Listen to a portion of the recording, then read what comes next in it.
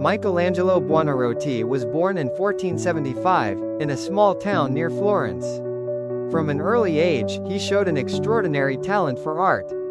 He grew up surrounded by stonecutters, and by the time he was a teenager, he was already studying under one of Florence's greatest painters, Domenico Ghirlandaio. At just 15, Michelangelo entered the circle of the powerful Medici family. In their palace, he was exposed to great thinkers and artists, and to the spirit of the Renaissance. It was there he began sculpting, creating works that amazed his mentors. In 1496, he moved to Rome, where he sculpted the Pietà, a breathtaking statue of the Virgin Mary holding the body of Christ.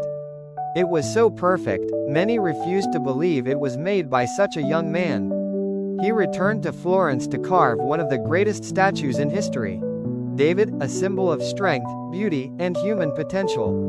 But Michelangelo's most famous work was yet to come. In 1508, Pope Julius II ordered him to paint the ceiling of the Sistine Chapel in the Vatican. Though he considered himself a sculptor, Michelangelo accepted.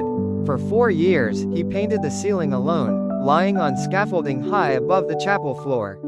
The result was a masterpiece, from the powerful image of the creation of Adam to scenes from Genesis that transformed the history of art. Later, he returned to the Sistine Chapel to paint the Last Judgment, a darker, more dramatic vision of heaven and hell.